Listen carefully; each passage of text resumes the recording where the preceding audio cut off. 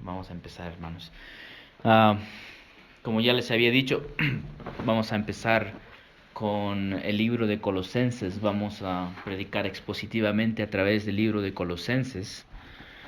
Vamos a empezar con el versículo 1 hasta terminar todo el libro. Vamos a estar un par de meses en estos 4 capítulos del libro de Colosenses. Que, hermanos, estoy bastante emocionado, de hecho, por esta carta, porque esta carta es una de las cartas más usadas en la historia de la Iglesia. Ha sido utilizada para formular la doctrina de Cristo, es decir, la cristología. Entonces, durante la historia de la Iglesia, este libro ha sido visitado muchas veces. ¿Por qué? Porque este es el libro que más exalta a Cristo, exalta su preeminencia, exalta su grandeza, su supremacía. ¿Tienen lapiceros? Si quieren anotar, pueden anotar. Puedes traer lapiceros. ¿Tienen lapiceros? Bueno. Ya.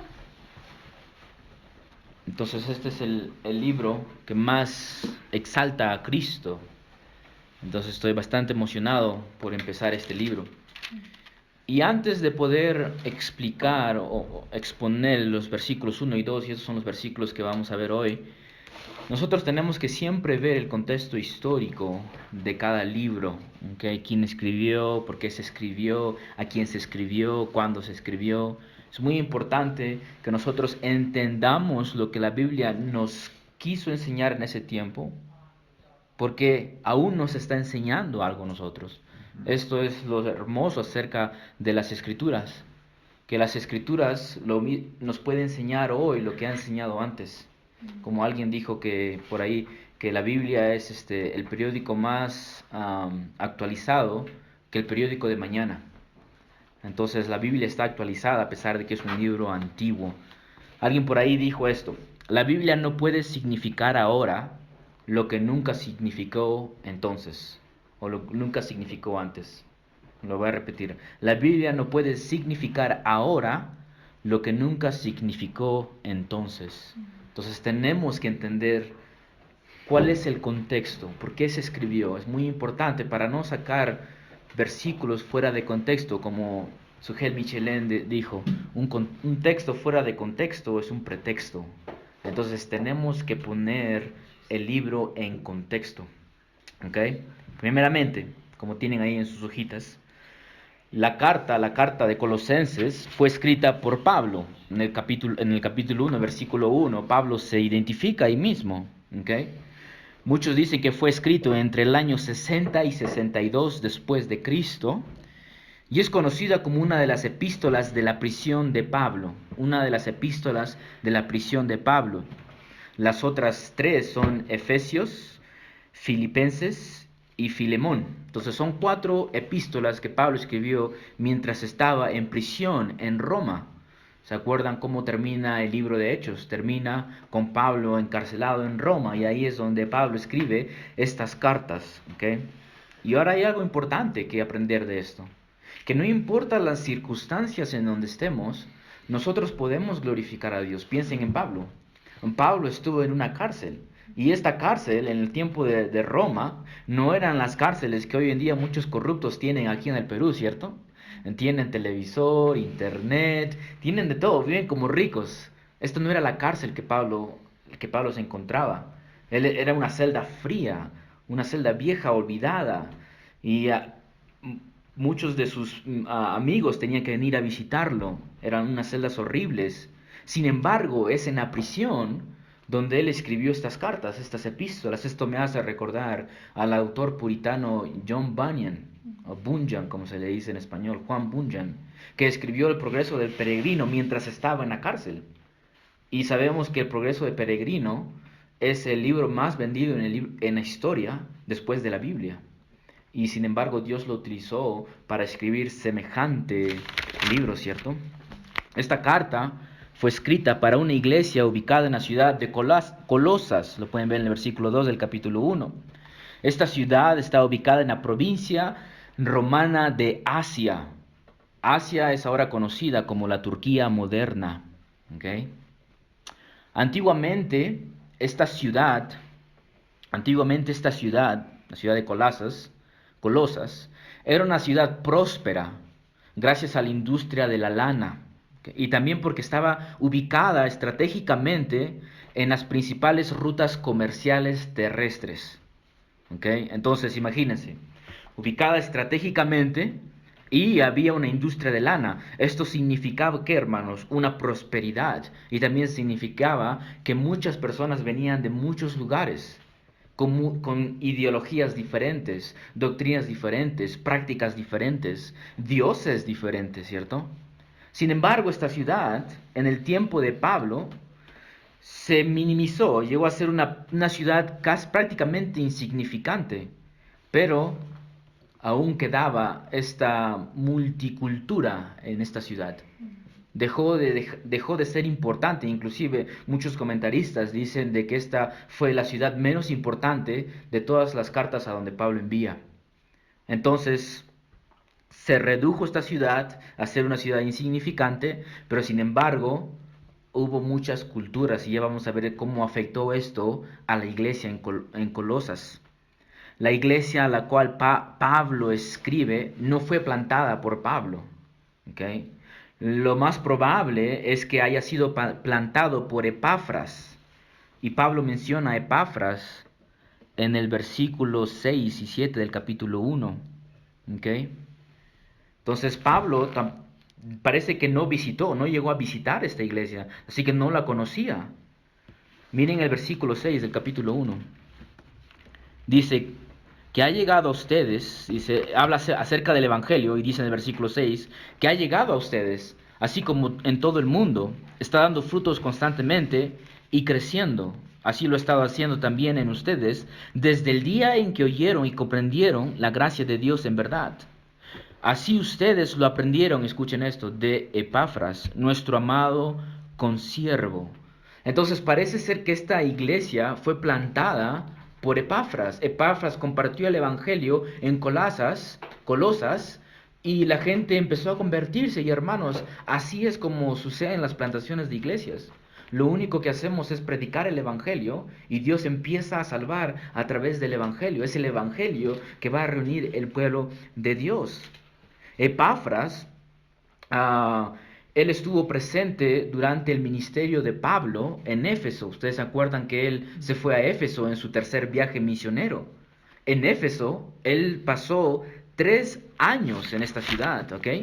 Y en Hechos 19:10 nos dice esto acerca del ministerio de Pablo en Éfeso. Dice que todos los que vivían en Asia, y Colosas está en Asia, todos los que vivían en Asia oyeron la palabra del Señor, tanto judíos como griegos, es decir, judíos como gentiles. Entonces parece ser que Epafras había sido salvo a través del ministerio de Pablo en Asia.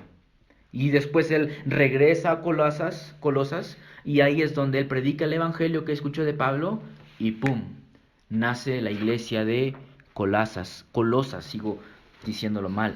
La iglesia en Colosas estaba siendo atacada con herejías. Había problemas en esta ciudad, en esta iglesia estaba siendo atacada por falsas enseñanzas. Y mis hermanos, nosotros no estamos libres de falsas enseñanzas. Es más, cuando Pablo se despide de la ciudad de Éfeso, él reúne a los ancianos de esta iglesia y les advierte a los ancianos de Éfeso, de la iglesia en Éfeso, de que se levantarán de la misma iglesia lobos rapaces que van a destruir a el rebaño de Dios. Así que la iglesia en Colosas no estaba libre de la herejía y de las falsas enseñanzas.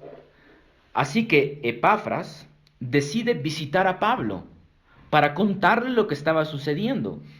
Y así es como nace esta carta. Epafras se va a ver a Pablo y le cuenta los problemas que están sucediendo en la iglesia. Y esto nos muestra la preocupación de Epafras por la iglesia, ¿cierto? Hay algo que podemos aprender aquí, de que cada uno de nosotros somos responsables de las enseñanzas que ocurren en nuestra iglesia. Tenemos que ver la forma, si se está predicando falsas enseñanzas, herejías, cada uno de nosotros es responsable de que no suceda. Así como lo dice Epafras, buscó ¿a quién? A Pablo, que era un apóstol. ¿Okay? Así que Pablo, estando en la cárcel, escribe esta carta. ¿Y qué hace Pablo? Envía la carta con Tíquico. Miren en el capítulo 4, versículo 7. Ahí dice que está enviando a Tíquico, que era compañero de Pablo, está enviando la carta con Tíquico, ¿ok? Parece ser que Epafras se queda con Pablo en Roma. Entonces envía la carta con Tíquico, pero a su vez Tíquico es acompañado por Onésimo, y ahí lo pueden ver en el capítulo 4. Se va con Onésimo. Ustedes recuerdan quién es Onésimo. Onésimo era parte de esta iglesia, de la iglesia en Colosas, ¿ok? Y fue un esclavo que huyó de su amo a Roma. Pero ¿qué sucede cuando él va a Roma? Conoce a Pablo, y el Señor salva a Onésimo. ¿Y qué hace Pablo? Escribe una carta a su amo. ¿Quién era su amo? Filemón. La carta de Filemón es escrita para el amo de Onésimo. Así que Pablo está enviando a Tíquico con la carta para los de Colosas, y también está enviando a Onésimo con una carta para Filemón. Y ya saben de qué se trata la carta de Filemón. El amo de Onésimo, Filemón, era el dueño de la casa donde esta iglesia, la iglesia de Colosas, se reunía. Parece ser que Filemón era un hombre rico, una persona adinerada porque tenía esclavos y tenía una casa suficientemente grande para albergar a los hermanos. Esto me hace recordar a nosotros, donde nos reunimos en casas. Los cristianos antiguamente se reunían en casas, no tenían lugares para alquilar. Así que, hermanos, este es más o menos el contexto histórico, pero aún hay más para hablar acerca de esta carta. La pregunta que quiero hacer es: ¿cuáles eran las falsas enseñanzas que amenazaban a la iglesia en Colosas? Y ahí las he enumerado en sus hojas. El problema que atacaba a la iglesia lo podemos resumir en una palabra, o en dos palabras. Se llama sincretismo religioso. El problema en esta iglesia era el sincretismo religioso. ¿Qué significa la palabra sincretismo? Es una mezcla de varias ideas, ¿ok? Es como que tú pones en una licuadora plátanos, naranjas, verdura, palta, y lo haces un licuado. Eso es un sincretismo. Hay todo un licuado de muchas cosas. Entonces en la iglesia, en Colosas, esto es lo que estaba viendo. Había una mezcla de muchas diferentes doctrinas. ¿Y cuál era el propósito de estas doctrinas, hermanos? Alejar a los creyentes de Jesucristo. Esto siempre, las doctrinas ajenas a las Escrituras, siempre tienen el propósito de alejarnos de Cristo, de que la centralidad que es Cristo en la iglesia sea quitada de la iglesia. Mis hermanos, hoy en día esto sucede en muchas iglesias. El COVID ha expuesto esto en iglesias, porque ¿qué es lo que muchas iglesias están haciendo? Están empezando a predicar acerca de la vacuna, de que la vacuna es la marca de la bestia, de que si te vacunas estás entregando tu alma a la bestia, y se están predicando semanas y semanas y semanas acerca de esto, de que las Naciones Unidas con Estados Unidos y pura conspiración. Y hermanos, esto es un ataque satánico a la supremacía de Cristo. Lo que se está haciendo es quitar los ojos de Cristo y empezar a enfocarnos en cosas terciarias. Entonces, tengamos cuidado de estas cosas. Y aquí las he enumerado, 4 cosas que estaban sucediendo en la iglesia en Colosas. Número 1, había una enseñanza de regreso al judaísmo. En el capítulo 2, versículos del 11 al 16, podemos encontrar estas enseñanzas. La circuncisión. Y sabemos que nosotros ya no necesitamos circuncidar nuestra carne, porque nuestro corazón ha sido circuncidado. Leyes dietéticas, les decían que no debían de comer o no tomar ciertas cosas, o beber ciertas cosas.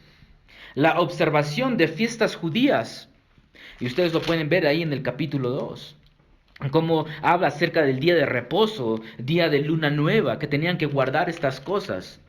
También, como mencioné, es el guardar el día de reposo, el reposo judío, que era el 7º día.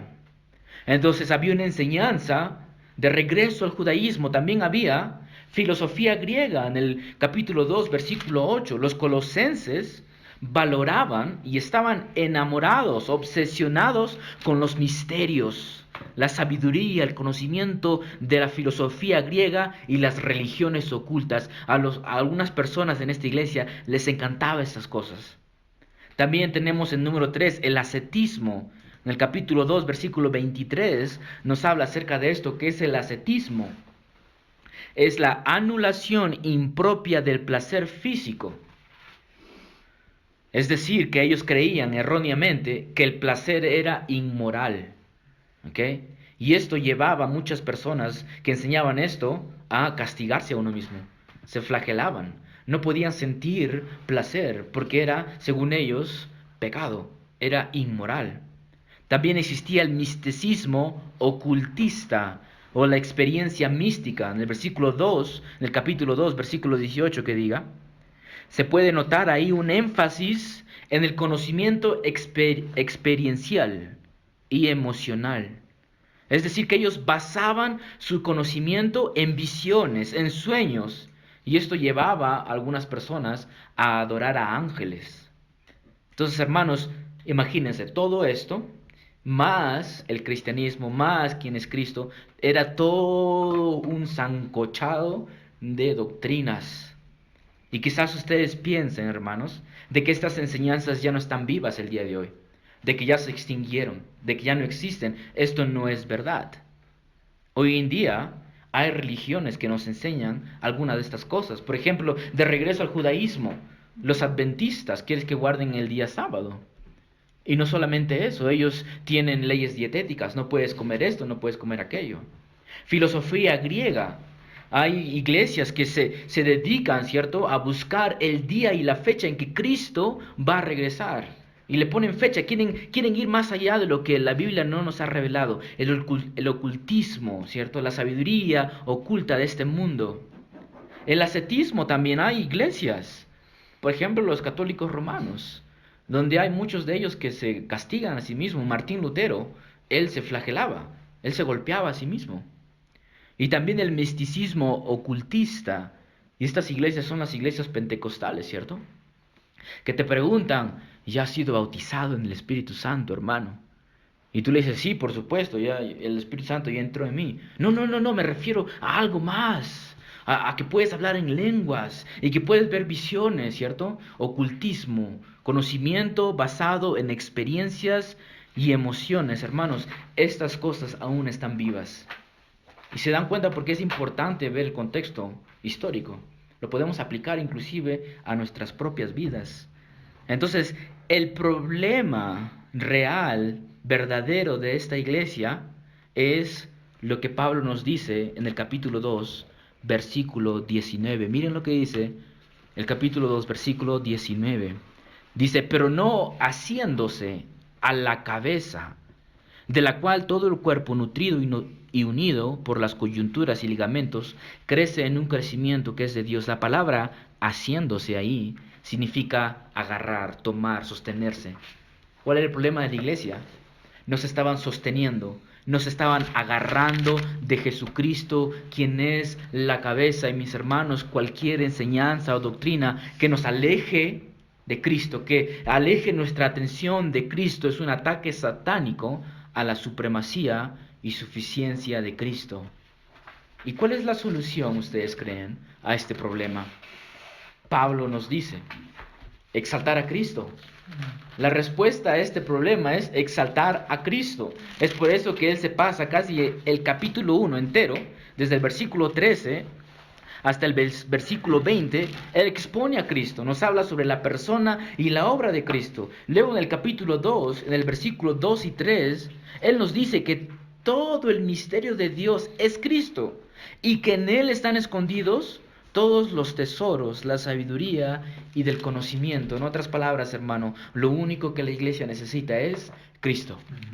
Que en Cristo encuentras todo. No necesitas el ascetismo, no necesitas doctrinas terciarias. Si tienes a Cristo, lo tienes todo. ¿Se dan cuenta por qué es hermoso este libro, hermanos? Porque exalta a Cristo. Tenemos que poner a Cristo en el centro de nuestra iglesia. La centralidad de Cristo es tan importante para Pablo que él de hecho divide su carta en dos partes. Del 1 al 2, la centralidad de Cristo en la doctrina. Y capítulos 3 y 4, la centralidad de Cristo en la práctica. Entonces Cristo tiene que ser centro en nuestra teología, en nuestra doctrina, pero también tiene que ser centro en nuestra práctica, en nuestro vivir, en nuestra santificación.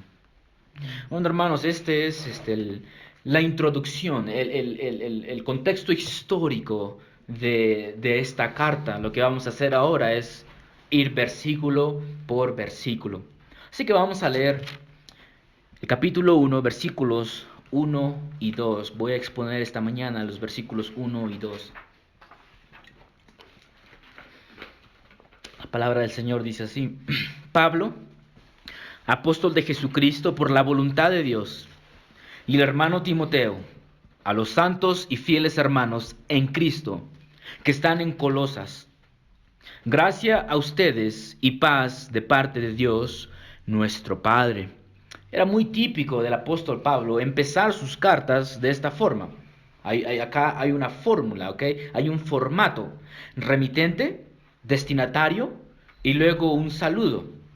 Y ven, el saludo aquí es gracia y paz. De esta forma Pablo saluda a las personas a quien él les está escribiendo. Este formato, hermanos, era muy conocido, muy común en el tiempo antiguo y era utilizado inclusive por paganos. Por ejemplo, en Daniel capítulo 4, versículo 1, encontramos una carta del emperador o del rey Nabucodonosor. Y dice esto, Daniel 4:1: Nabucodonosor, rey, a todos los pueblos, naciones y lenguas que habitan en toda la tierra, que abunde paz. Pueden ahí ver al remitente, al destinatario y el saludo. Pero a pesar de que el formato era usado por paganos, hermanos, el contenido de las cartas de Pablo eran cristianas. Las iglesias, hermanos, estamos llamados a ser diferentes. Nosotros somos una contracultura. No vamos con la cultura, vamos en contra de la cultura, pero jamás hasta el punto de ser raros. Hay algunos cristianos, ¿cierto?, que quieren ser tan diferentes a la cultura que ya se ven raros. Esto me hace recordar a los Amish. No sé si ustedes han visto a los Amish. Y la forma en que se visten las mujeres es como de 1500, ¿cierto?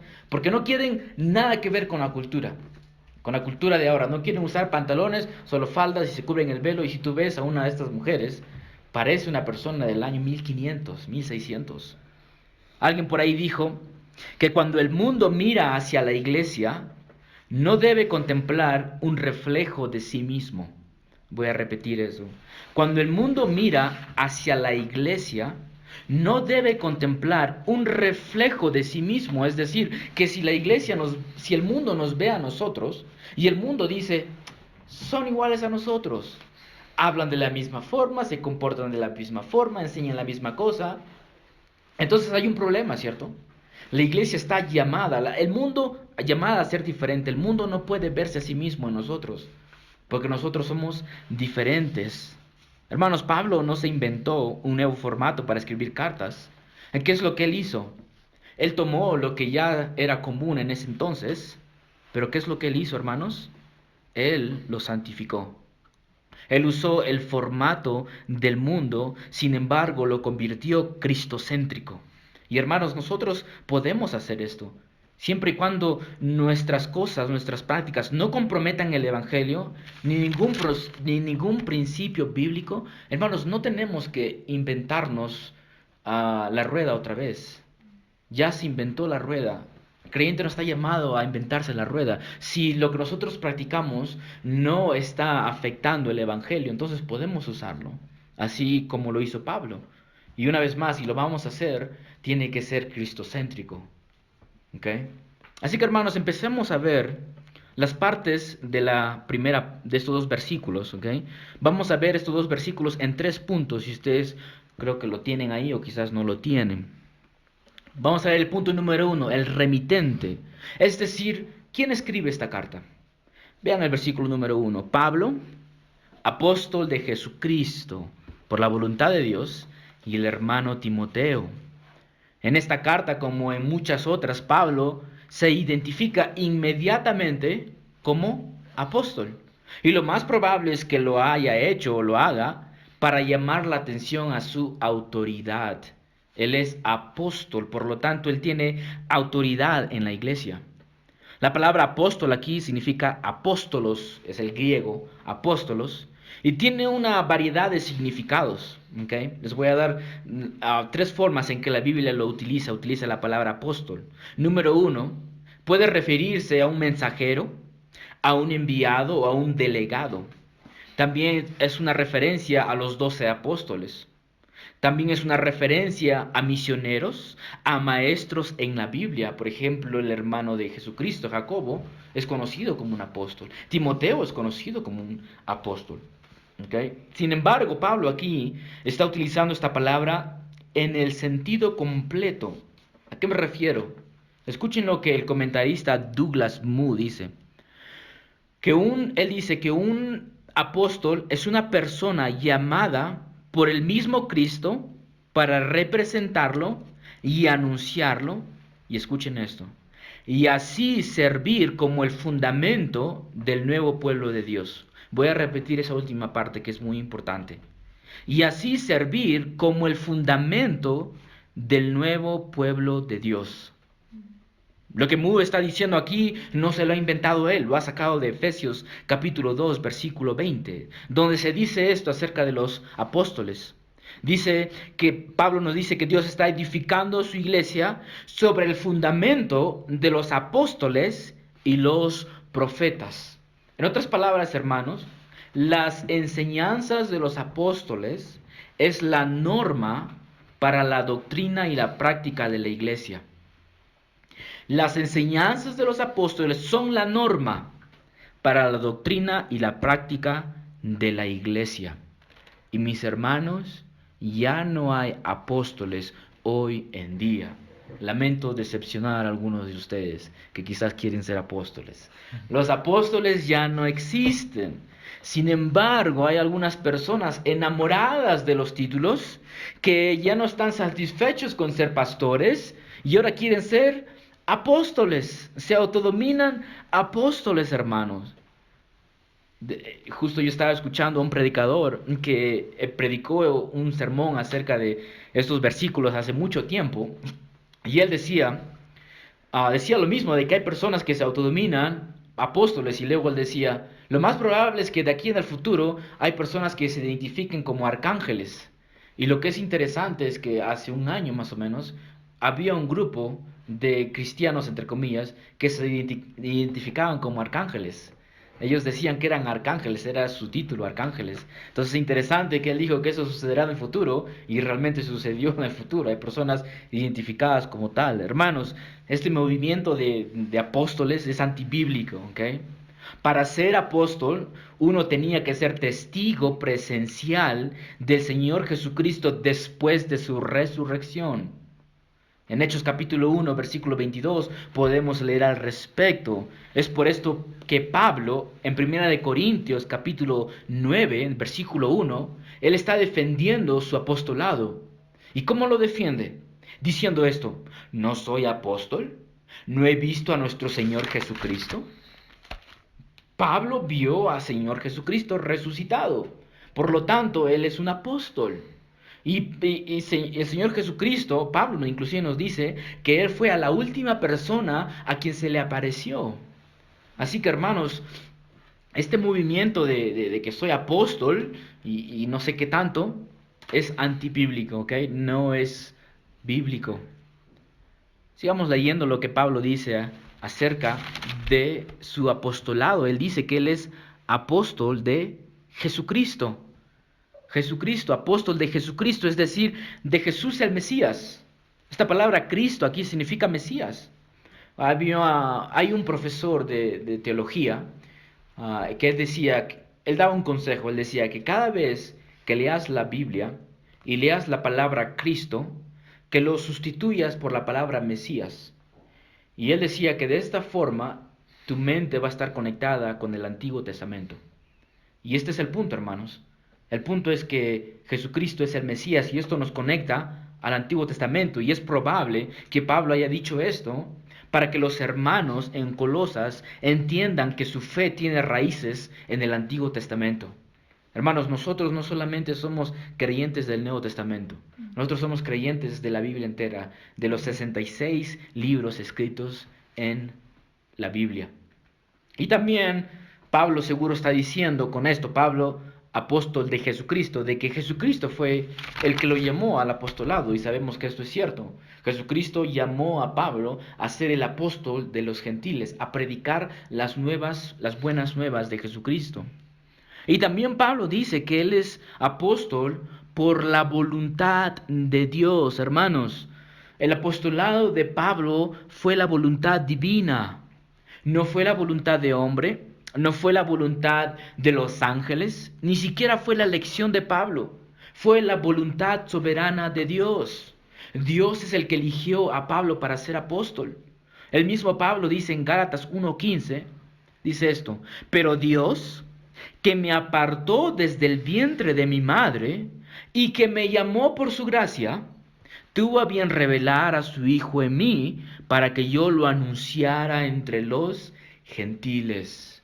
Dios separó a Pablo desde antes de la fundación del mundo, desde el vientre de la madre de Pablo, para que él sea apóstol. Y mis hermanos, si fue la voluntad de Dios, así se hizo.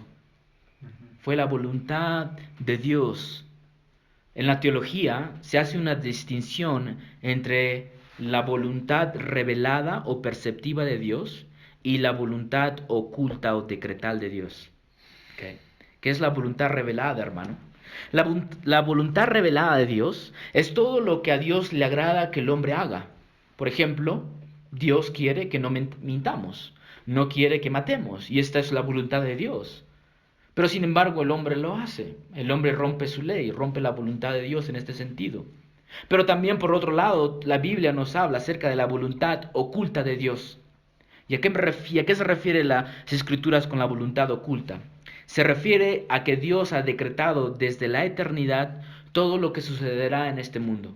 Entonces, el desarrollar de la historia es el decreto de Dios. El hecho de que ustedes estén aquí, Dios ha decretado que ustedes estén aquí. Y nada puede invalidar esa voluntad. Nada puede parar la voluntad oculta de Dios. Va a suceder. Entonces Pablo aquí se refiere a esta voluntad. De que no importa quién lo haya intentado detener. Si fue la voluntad decretal de Dios de que Pablo se convirtiera en apóstol, eso iba a suceder. Y adivinen qué, sucedió. Nadie puede derrocar la voluntad oculta o decretal de Dios. Fue esa voluntad que te salvó. Fue la voluntad oculta de Dios, la voluntad decretal de Dios que te salvó. Nadie aquí vino a Dios. Dios nos decretó para ser salvos. Y fue esta voluntad que hizo de Saulo de Tarso el apóstol a los gentiles. Imagínense, hermanos, de ser perseguidor de la iglesia a ser un apóstol. Esta fue la voluntad de Dios y fue esa voluntad que nos salvó. También Pablo nos dice en el versículo 1, menciona al hermano Timoteo. Pablo incluye a Timoteo en su saludo. Recordemos que Timoteo era el hijo espiritual de Pablo. O sea, gracias a Pablo que Timoteo llegó a conocer al Señor. También era compañero y ayudante del misionero Pablo. Timoteo tenía madre judía y padre griego. Así que él era una mezcla de griego y judío. Y es gracias a su madre judía que Timoteo conoció las Escrituras. Él conoció las Escrituras. Posiblemente se mencione a Timoteo en esta carta porque quizás Timoteo conocía a Epafras y también quizás conocía a muchos hermanos en esta iglesia. Recordemos, hermanos, que Timoteo pasó tiempo con Pablo en Asia, donde él pasó 3 años. Así que lo más probable es que Timoteo conozca a algunos hermanos en esta iglesia. Es por eso que él agrega su nombre, agrega el nombre de Timoteo a esta carta. Sin embargo, no es Timoteo el que escribe esta carta, no es Timoteo el remitente de esta carta, es simplemente Pablo. Pablo lo menciona, como dije, quizás, y es más probable, dicen muchos comentarios, porque Timoteo conocía a muchos hermanos allá. Bueno, hermanos, hasta aquí hemos visto al remitente de la carta. Veamos ahora a aquellos a quienes Pablo escribe. Punto número 2, los destinatarios. ¿Ok?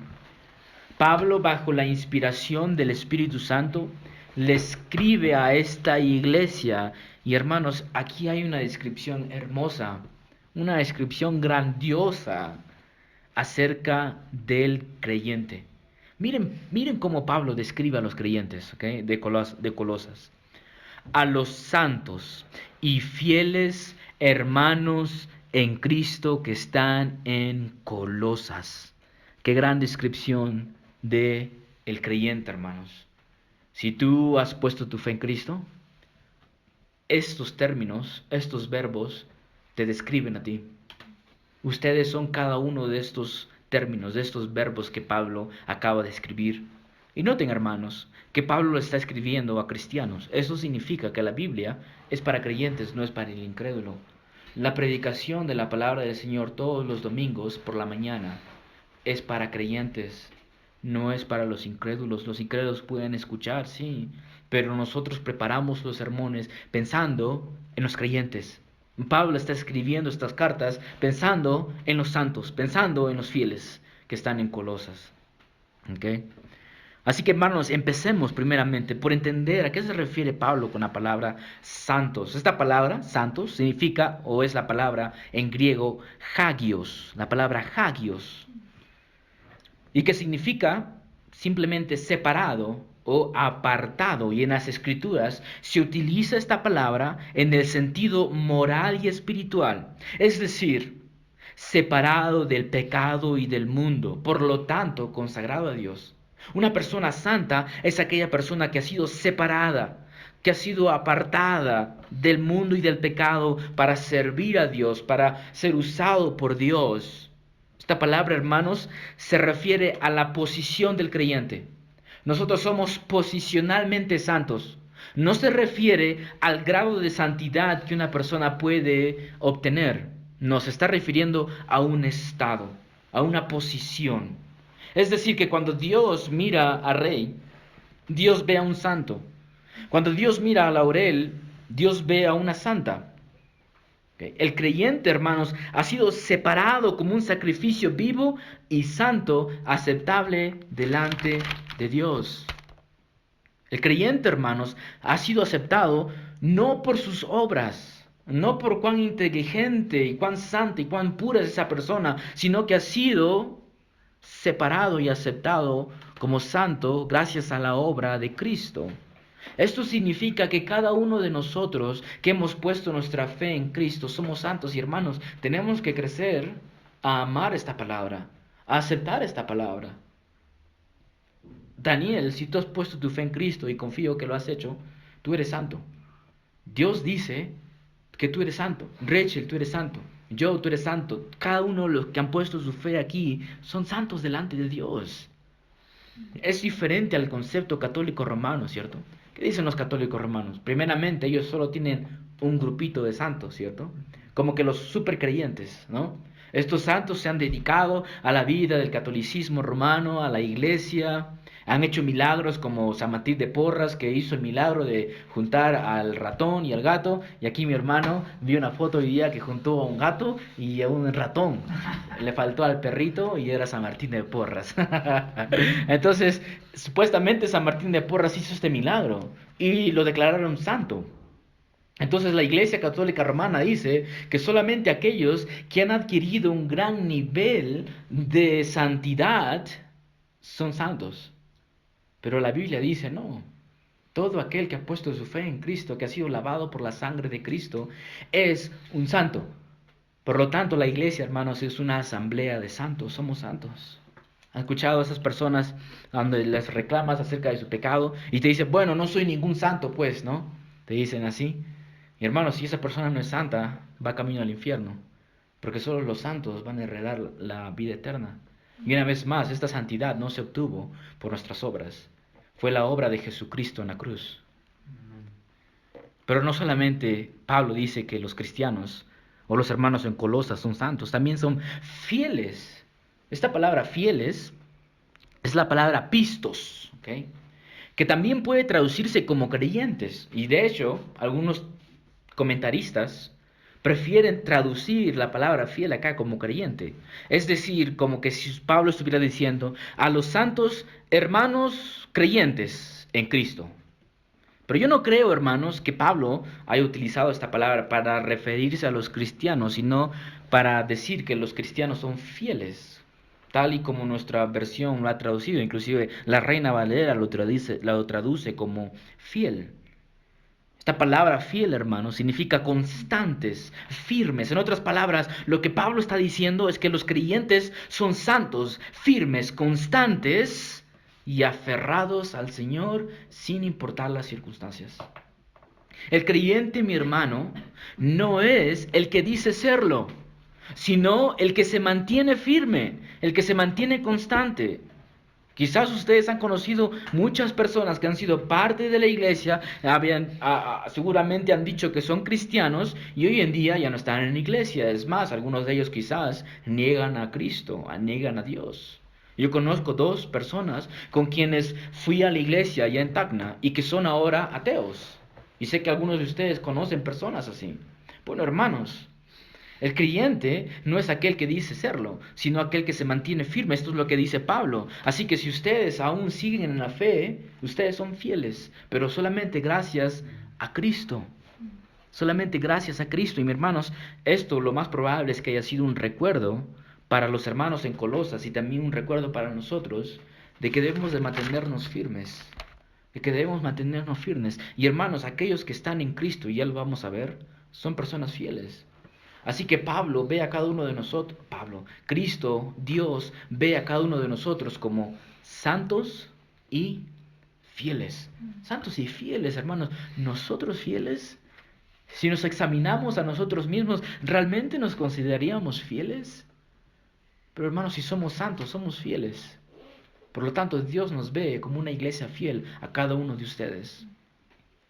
Luego Pablo dice, santos y fieles, hermanos en Cristo. Sería muy fácil pasar por alto esta palabra hermanos aquí, ¿cierto? Estamos muy acostumbrados a utilizar esa palabra hermanos.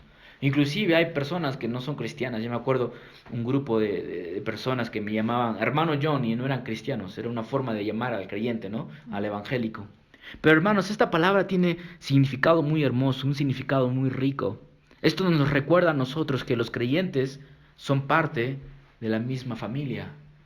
Todos los que estamos aquí, que han puesto su fe en Cristo, somos parte de la misma familia. Yo y Rey somos hermanos, yo y Daniel somos hermanos, Rachel y yo y cada uno de ustedes son hermanos. Efesios capítulo 1, versículos 4 y 5. Pablo nos dice que Dios nos predestinó como hijos adoptivos para sí mismo en Cristo. Nosotros hemos sido adoptados, somos hermanos, pertenecemos a una familia. Es por esto que Pablo al final del versículo 2 dice, de parte de Dios, nuestro Padre. Tenemos un solo Padre, hermanos. Por lo tanto, nuestras actitudes y nuestras acciones deben ser siempre para promover la unidad familiar. Una familia funciona mejor cuando está unida, ¿cierto? Entonces, hermanos, todos los que estamos aquí somos una familia, somos hermanos en Cristo y nuestras acciones y nuestras palabras y nuestras actitudes deben siempre fomentar la unidad entre nosotros, no la división. Así que somos hermanos y la palabra favorita de Cristo, la frase favorita de Cristo, la frase favorita de Pablo, en Cristo. Hermanos, los creyentes están en Cristo. Hermanos, podríamos predicar todo un sermón solamente basados en estas palabras, en Cristo. O sea, la riqueza teológica que nos ofrece en Cristo es tanta que obviamente no voy a tener todo el tiempo de poder exponerlo, así que voy a hacer un resumen breve.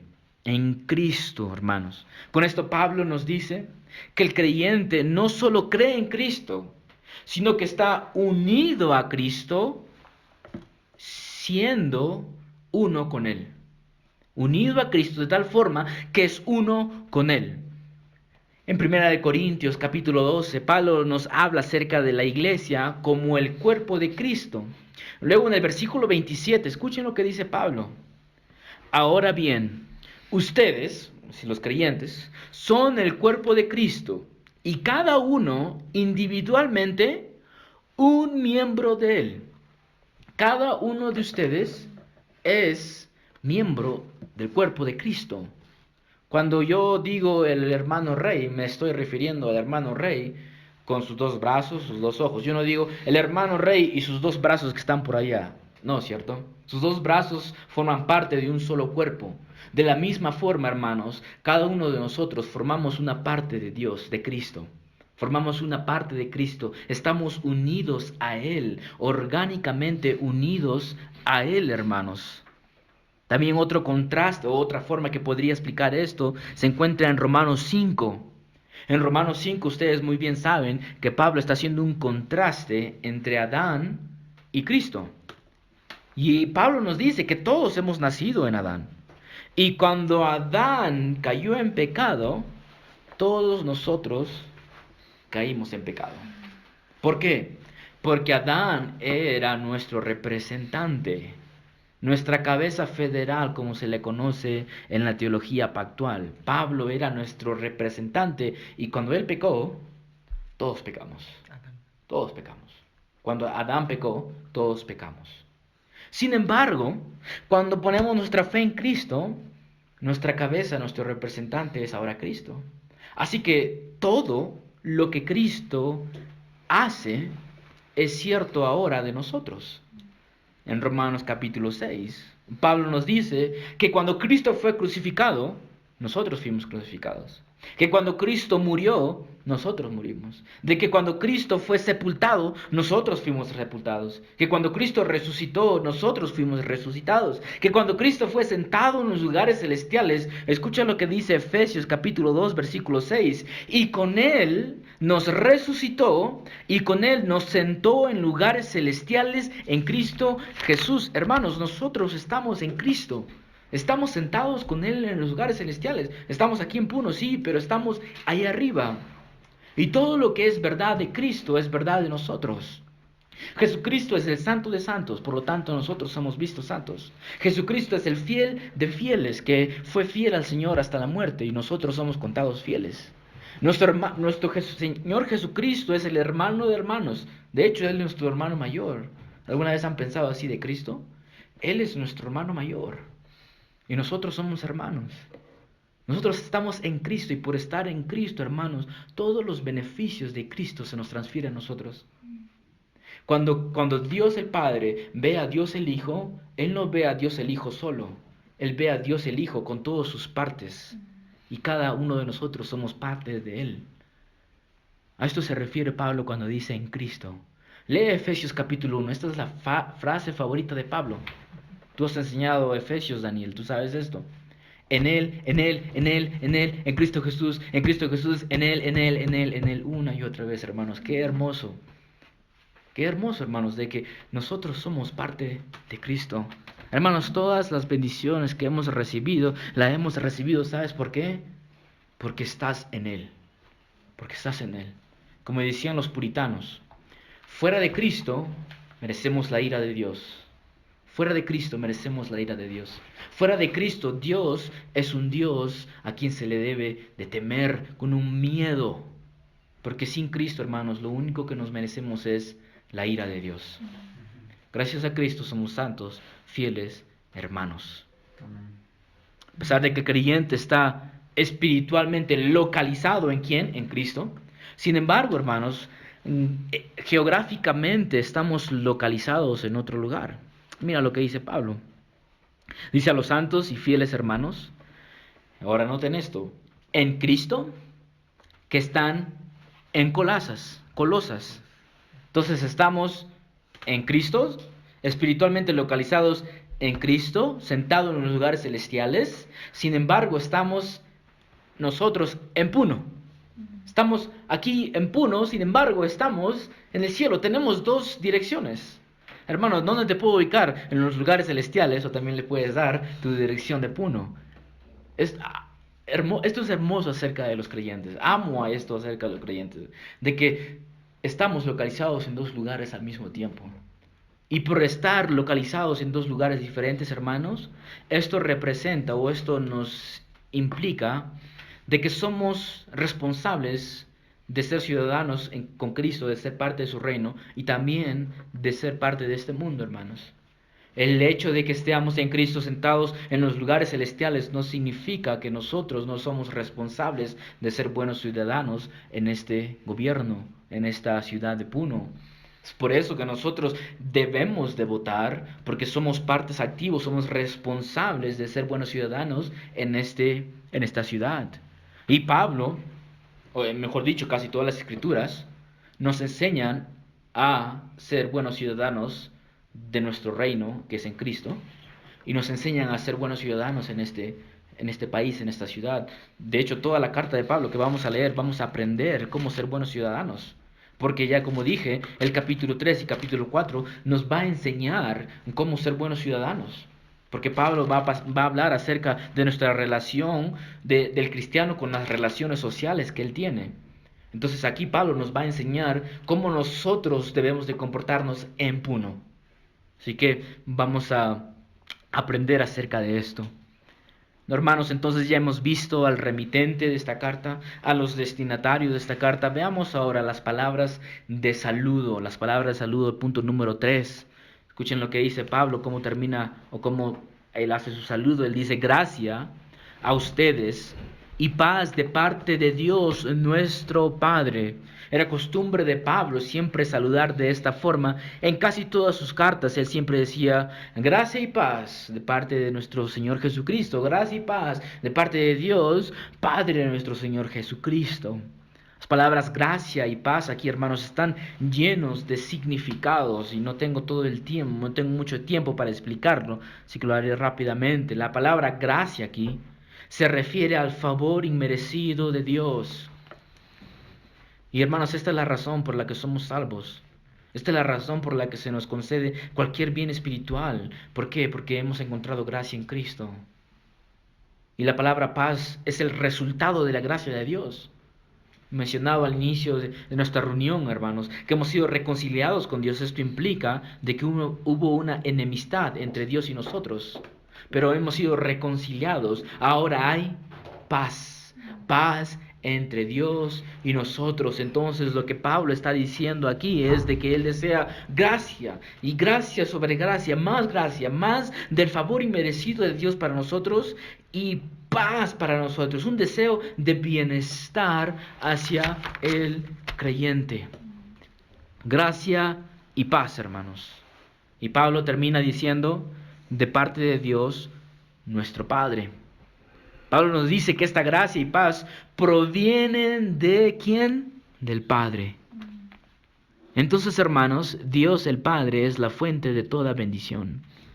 Dios el Padre es la fuente de toda bendición. Pero mis hermanos, todas estas bendiciones son recibidas solamente a través de Cristo. Solamente en Cristo, la única razón por la que recibimos gracia y paz de parte de Dios el Padre es porque Dios el Hijo murió por nosotros. Esa es la única razón, hermanos. Así que gloria sea a Cristo, hermanos.